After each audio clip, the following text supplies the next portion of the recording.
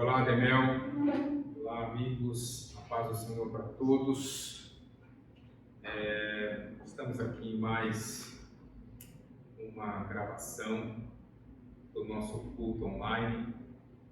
E, como o pastor Paulo diz, parece estranho e é um pouco estranho, né? A gente olha para as cadeiras e a gente consegue ver o rosto de cada irmão, onde você costuma sentar.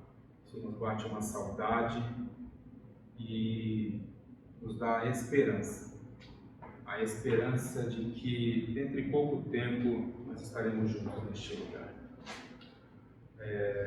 Você aí que está em casa, eu gostaria que você, sozinho ou com os seus familiares ou amigos, pudesse cultuar conosco agora. Nós iremos ouvir os louvores para ir aquecendo o nosso coração, para que a gente possa, quem sabe, atingir o coração de Deus e adorá-lo na beleza da tua santidade. Vamos louvar a Deus nesta hora.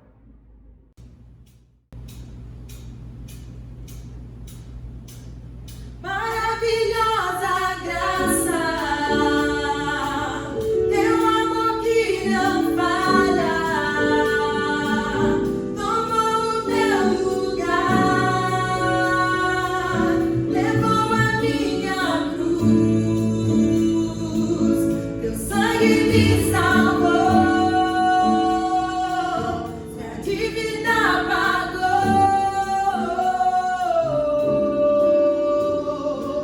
Jesus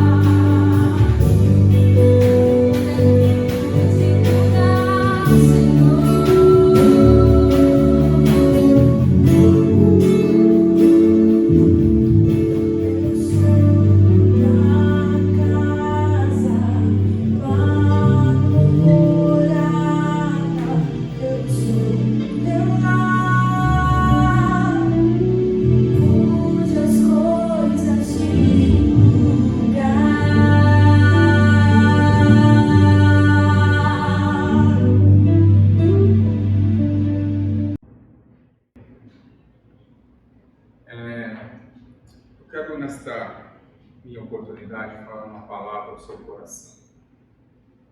Muitas coisas vêm na nossa mente e Deus não é um Deus de coincidências.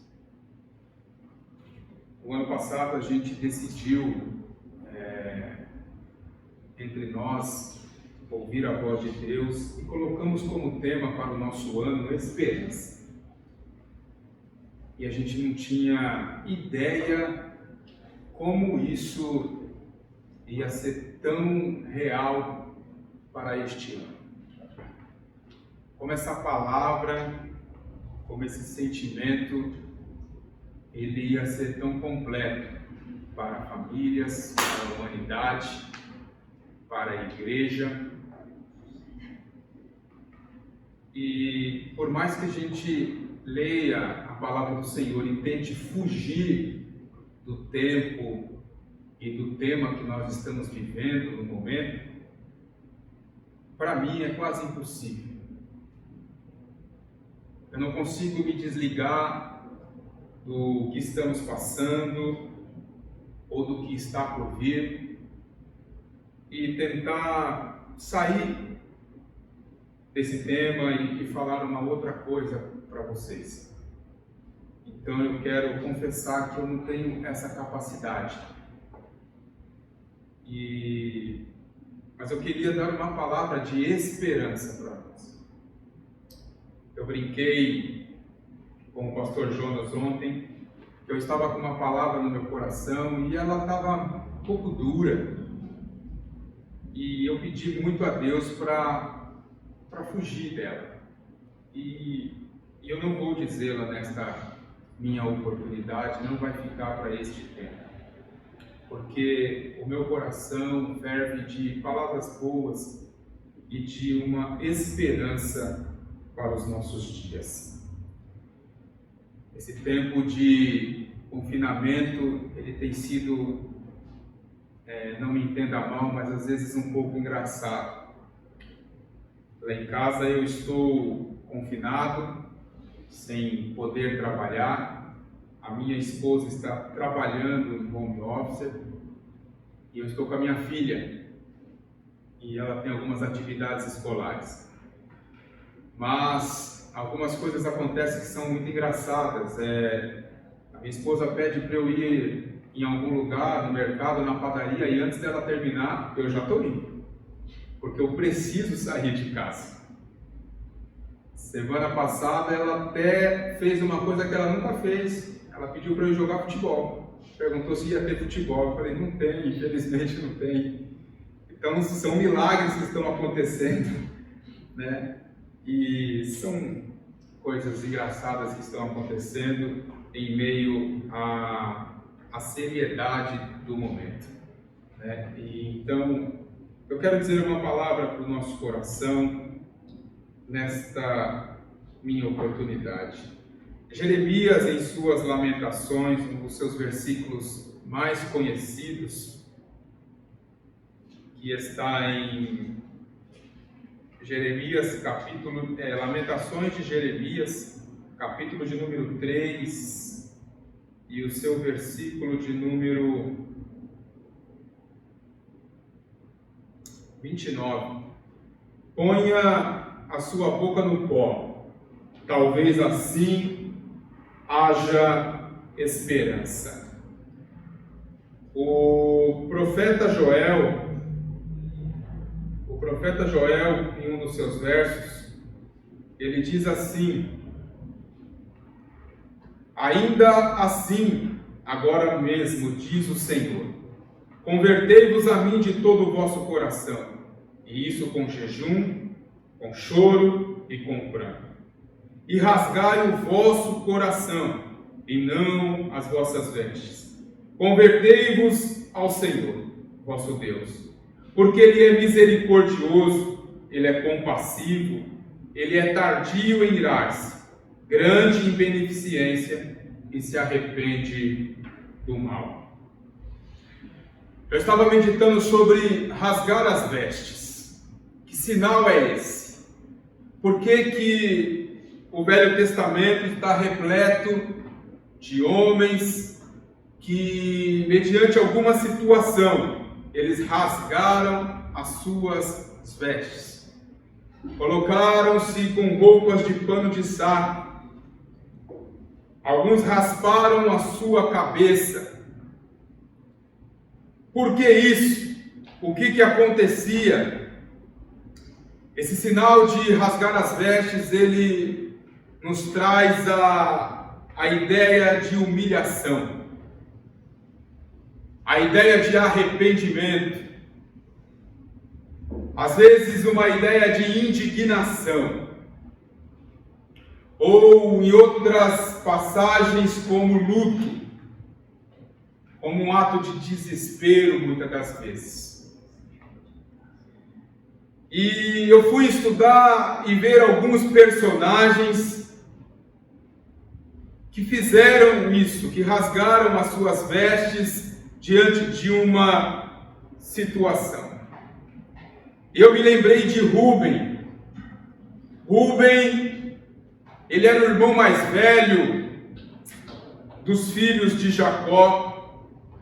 E a Bíblia diz que quando lançaram José na cisterna, Rúben, tudo nos indica que ele não queria fazer mal ao teu irmão mais novo.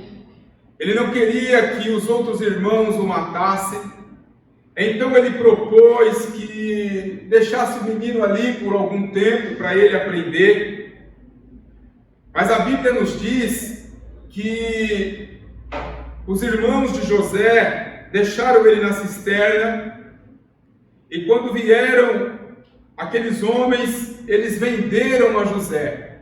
E a Bíblia diz que quando Rúben volta, ele não encontra o seu irmão na cisterna, então ele rasga as suas vestes. Diz assim o versículo de número 29 do capítulo 37.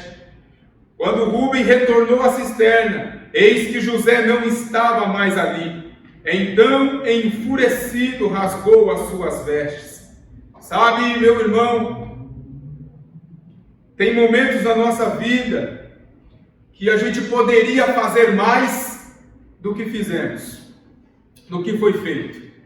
Esse momento é aquele momento que a gente cai na consciência, que parece que nós perdemos a autoridade, porque Rubem era o mais velho, ele poderia ter determinado o que deveria ter sido feito, mas ele estava envolvido naquela trama de alguma forma, e ele não fez o que deveria ter sido feito.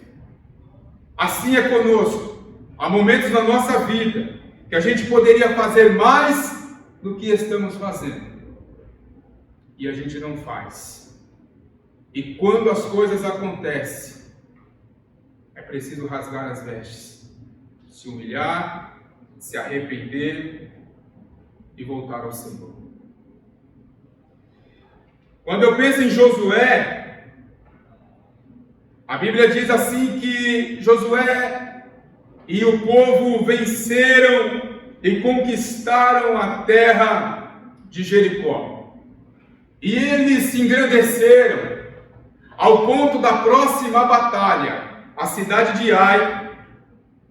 A Bíblia diz que Josué colocou apenas alguns homens, porque pensou que a cidade era pequena e seria fácil vencê-la.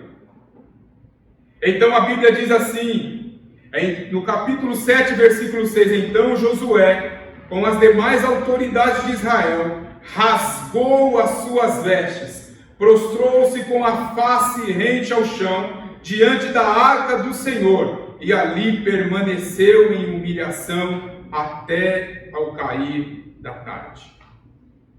Josué, ele confiou nas suas forças. Josué não consultou ao Senhor.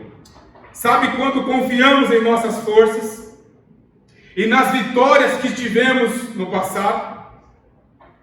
E aí vamos até a próxima batalha, sem consultar a Deus.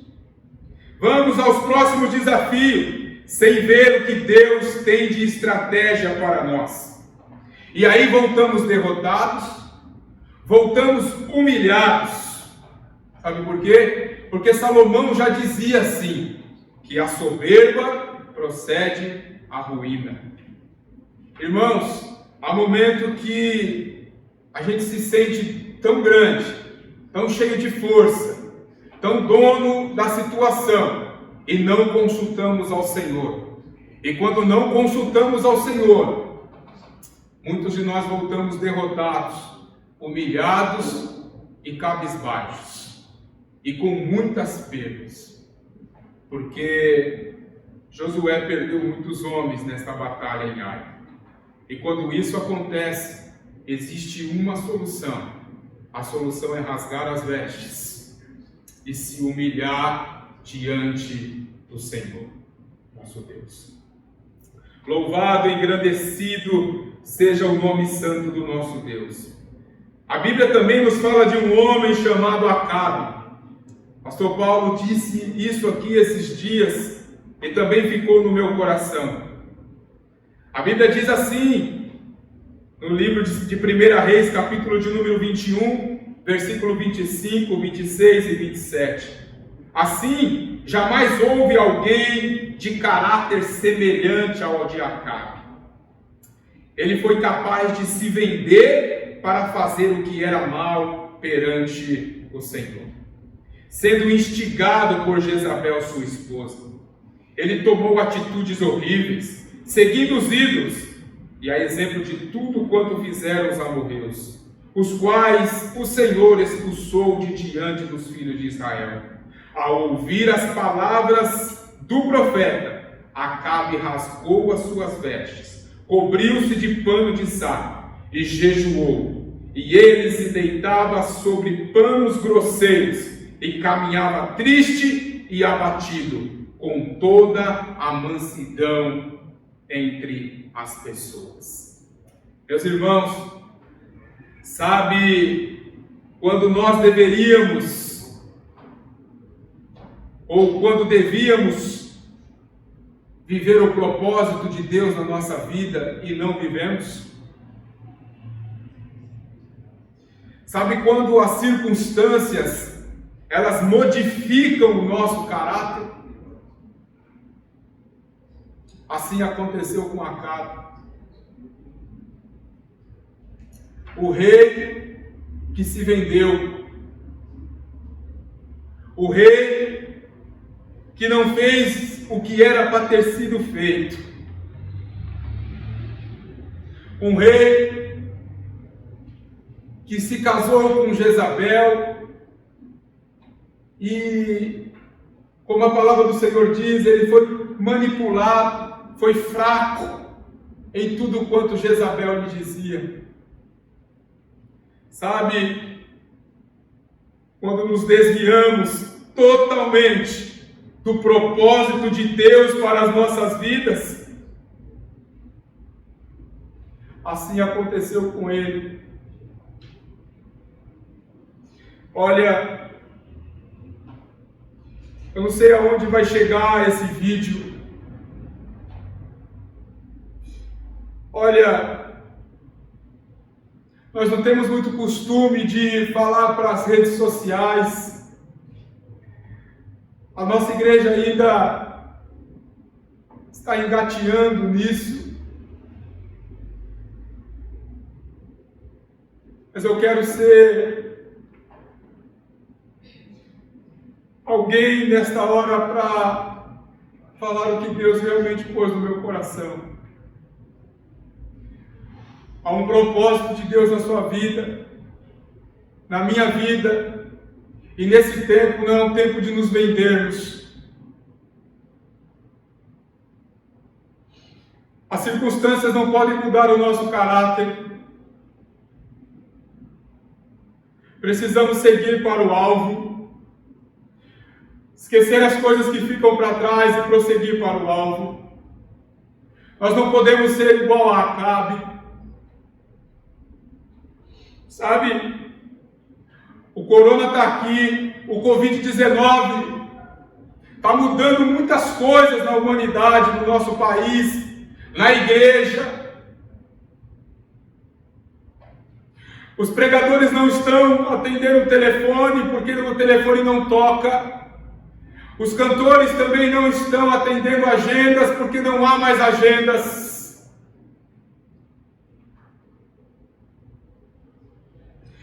E eu queria dizer para vocês, quando passar o Covid, nós vamos ter pessoas nas igrejas do nosso país precisando muito de vocês, pregadores. E vocês não vão poder, eu quero crer que vocês não vão cobrar os preços que vocês cobram. Porque vocês vão precisar atender pessoas, igrejas, cantores. O que o Covid vai mudar no coração de vocês, cantores?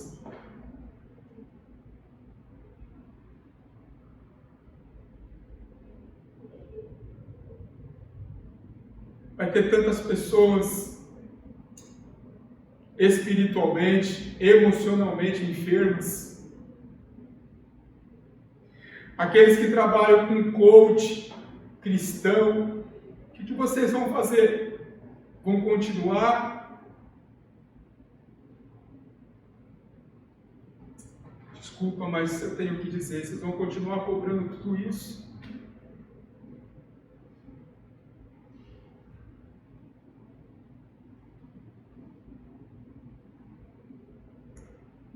O Covid pode mudar o nosso coração e nos trazer de volta ao propósito real de Deus para as nossas vidas.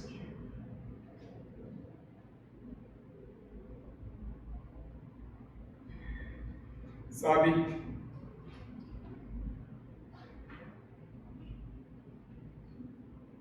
quero me colocar à disposição do reino de Deus.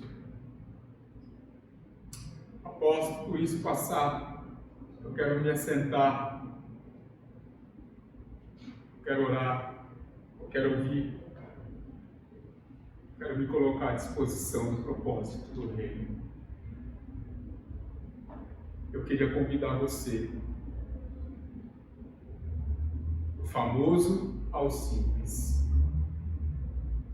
Aprenda com tudo isso. É tempo da gente rasgar as nossas vestes, se cobrir de pano de saco e se humilhar perante o Senhor dos Exércitos. eu também quero falar um pouco sobre Jó. A Bíblia diz assim no capítulo 1, versículo 20 de Jó: ao ouvir tudo isso, Jó levantou-se, rasgou o manto que se vestia e foi raspar a cabeça. Logo em seguida, ajoelhou-se, encostado o rosto no chão, em sinal de humildade e adoração diante de Deus, e exclamou em oração: nu deixei o ventre da minha mãe, nu partirei da terra. O Senhor deu, o Senhor tomou, louvado seja o nome do Senhor. Oh, louvado seja o nome santo do Senhor. Ah, você sabe da situação de Jó.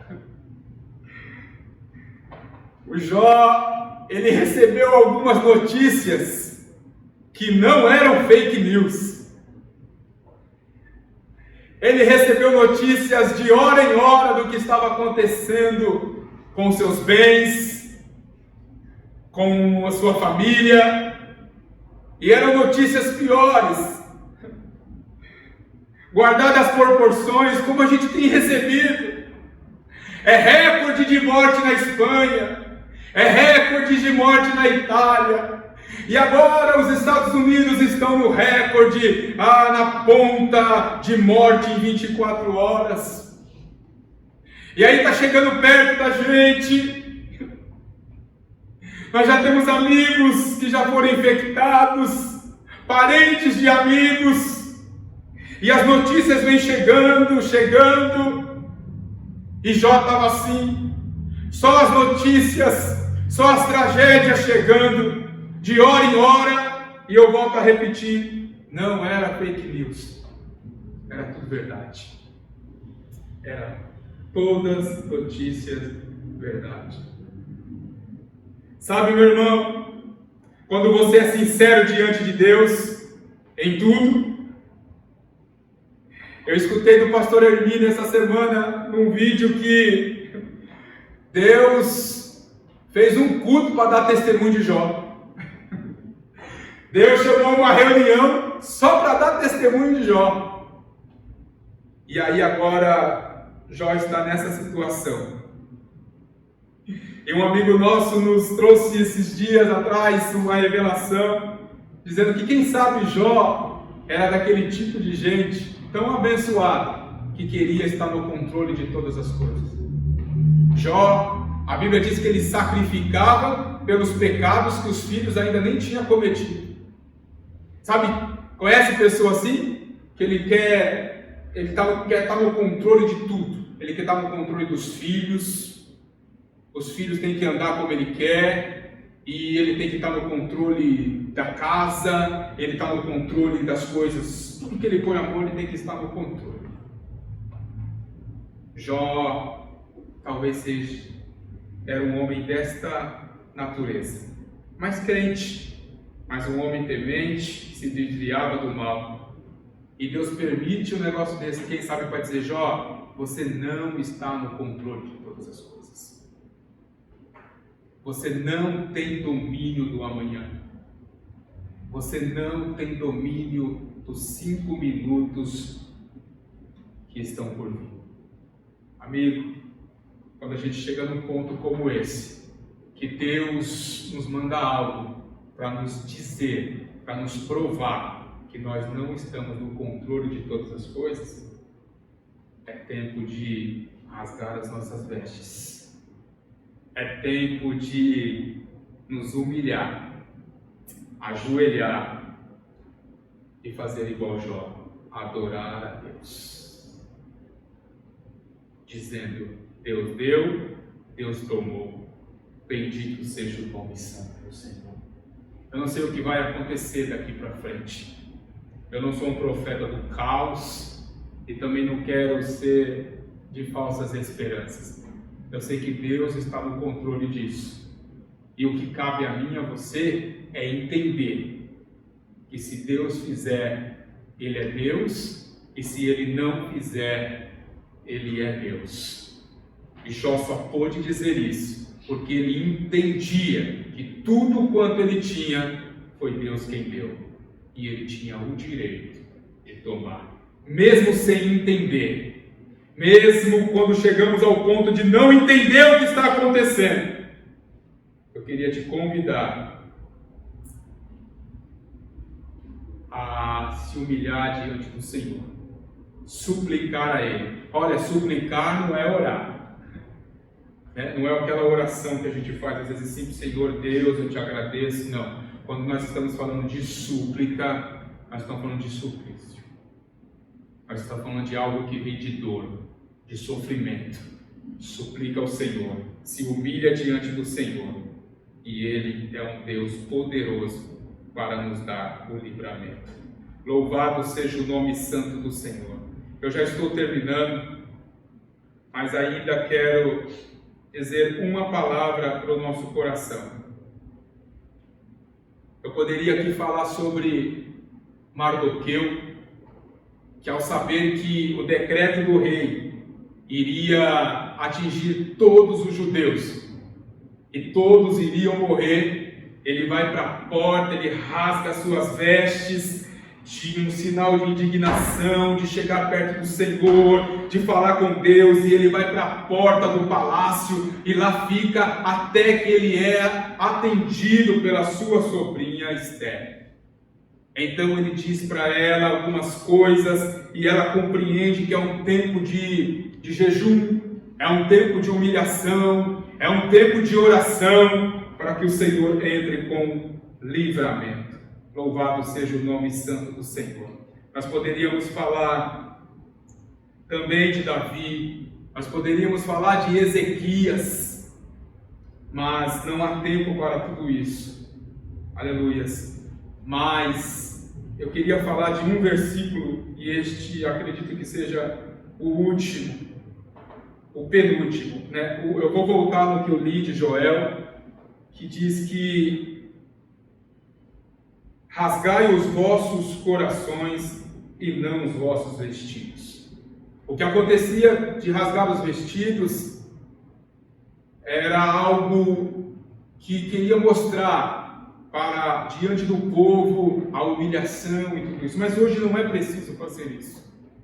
Joel já antecipou que Deus, ele diz assim, olha, rasgai os vossos corações e não as vossas vestes. Convertei-vos ao Senhor vosso Deus. Olha, eu queria dizer uma coisa, meu irmão. Eu não tenho o poder de mudar os decretos de Deus. Mas nós temos uma voz, nós podemos clamar. Clamar a um Deus que Ele é misericordioso, Ele é compassivo, Ele é tardio em irar-se, Ele é grande em beneficência e se arrepende do mal. Deus pode nos dar o livramento. Louvado seja o nome santo do Senhor. Deus pode nos livrar desse mal. Deus pode cuidar da sua casa, cuidar da sua família. Deus pode, no seu poder, na sua onisciência, na sua onipotência, Deus pode colocar a mão e guardar o nosso país, guardar este povo, guardar a nossa economia. Deus pode fazer tudo isso. Mas há um tempo, e a gente não tem como fugir dessa palavra tempo. É um tempo da gente rasgar os nossos corações. Me perdoem, igreja. Não é tempo de política. Não é tempo de lado. Não é tempo de fingir que está com Deus, apoiando um ou outro e colocando Deus no meio disso. É um tempo de jejum e de oração. É a arma que a igreja tem. É rasgar as suas vestes, se humilhar perante o Senhor, para que Deus tenha misericórdia e nos dê esperança. É tempo de colocar o nosso rosto no pó. E Deus diz assim, talvez assim haja esperança. Esperança para mim, esperança para você, esperança para a igreja, esperança para o comércio, esperança para a saúde, esperança para o miserável, esperança para o rico. Há um tempo da igreja rasgar as suas vestes, derramar o seu coração diante de Deus, colocar realmente a boca no pó, porque assim haverá esperança. Sabe por que haverá esperança? Tem nada a ver o que eu vou falar agora com a mensagem. Nem teologicamente. Então já fiquem em paz. Um dia o véu se rasgou. Houve trevas na terra, o véu se rasgou e Jesus disse: está consumado. Nós temos acesso a Deus. Você tem acesso a Deus na sua casa. Você tem acesso a Deus aonde você estiver. Clame a Ele. Rasgue o seu coração. Rasgue o seu coração. E Deus nos dará um tempo de esperança. Que Deus te abençoe, te guarde, abençoe a sua família.